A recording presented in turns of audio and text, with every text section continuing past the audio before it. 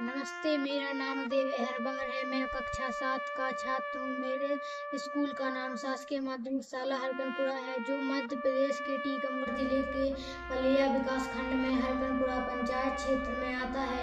आज मैं बहुत प्रसन्न हूँ कि मुझे वीर गाथा प्रोजेक्ट एडिशन 4.0 में वीरता पुरस्कार विजेताओं के बारे में बताने का अवसर प्राप्त हुआ है। जैसा कि हम जानते हैं कि हमारे भारत देश में बहुत से वीरता पुरस्कार विजेता हुए, जिन्हें अपने देश व देशवासियों की रक्षा व सम्मान के लिए वीरता पुरस्कार गैलेंटी अवार्ड प्राप्त हुए। उन्हीं वीरता पुरस्कार विजेताओं में से एक मिताली मधुमिता है, जिन्हें मैंने अपने वीर गाथा प्रोजेक्ट के लिए चुना है। मिताली मधुमिता भारतीय सेना में एक प्रसिद्ध नाम है। मिताली मधुमिता साल 2010 में भारत की पहली महिला सेना अधिकारी बनी, जिन्हें अपनी बहादुरी के लिए गैलेंटी अवार्ड यानी वीरता पुरस्कार से सम्मानित किया गया। मिताली मधुमिता का जन्म 1976 में राउरकेला, उड़ीसा में हुआ था। 1993 में उन्होंने बक्सी जगबंधु विद्याधर कॉलेज से फिजिक्स, केमिस्ट्री, मैथ, बायोलॉजी से 12वीं कक्षा परीक्षा पास की। 1996 में उन्होंने इसी कॉलेज से BA इंग्लिश ऑनर्स पूरा किया। इसके बाद उन्होंने उत्कल यूनिवर्सिटी से अंग्रेजी भाषा व साहित्य में MA किया। सेना में जाने के लिए उन्होंने CBSE की परीक्षा 1999 में पास की और OTA officers training academy Chennai में गई। उड़ीसा के शिक्षाविदों के परिवार ने आने वाली मिताली मधुमिता की फैमिली में सभी लोग लेक्चरर थे। उनकी मां अंजलि दास चाहती थी कि वो भी यूनिवर्सिटी में लेक्चरर बने, लेकिन मिताली मधुमिता हमेशा से सेना में जाना चाहती थी। वे 2000 में शॉर्ट सर्विस कमीशन के जरिए भारतीय सेना में शामिल हुई थी, जो किसी अधिकारी को 5 से 15 साल तक के लिए काम करने की अनुमति देता है। अपने लंबे सेवा काल में उन्होंने संवेदनशील क्षेत्रों जैसे पूर्वोत्तर राज्यों, जम्मू कश्मीर व भारतीय थल सेना की ओर से विदेशों में महत्वपूर्ण पदों पर अपनी सेवाएं दी।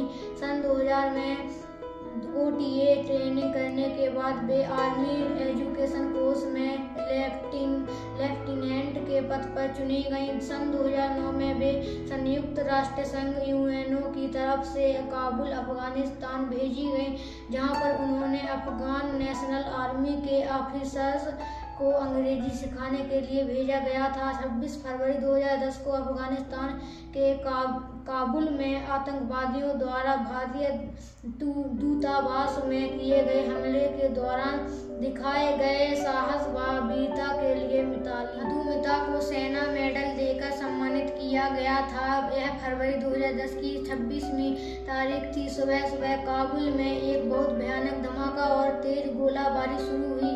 मिताली, जो उस समय काबुल में UNO के मिशन पर थी, उन्हें पता चला कि काबुल में स्थित भारतीय दूतावास पर आत्मघाती हमला हुआ है। मधुमिता मदद के लिए दौड़ी। हमले के बाद कोई वाहन नहीं चल रहा था, ग्रेनेड विस्फोट हो रहे थे, गोलियां चल रही थी। उनके ज्यादातर साथी घायल हो चुके थे। मिताली मधुमिता ने इंडियन एम्बेसी के अंदर जाकर घायल नागरिकों को, सैन्य कर्मियों को मलबे से बचाया। यह बहुत घातक हमला था। 2010 में सेना की तरफ से उन्हें गैलेंटी अवार्ड मिला। लेफ्टिनेंट कर्नल मधुमिता ने सेना में स्थायी कमीशन के लिए अपील की। लंबी लड़ाई के बाद साल 2015 को रक्षा मंत्रालय ने उनकी मांग स्वीकार कर ली।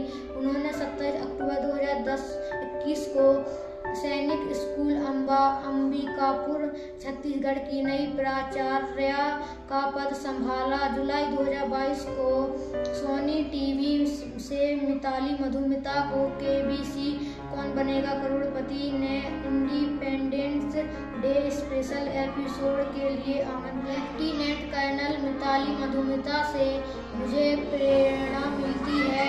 वे मुझे सत्य, स्वतंत्रता व मानवता के लिए, किसी की जान बचाने के लिए अंतिम सांस तक लड़ने की प्रेरणा देती हैं।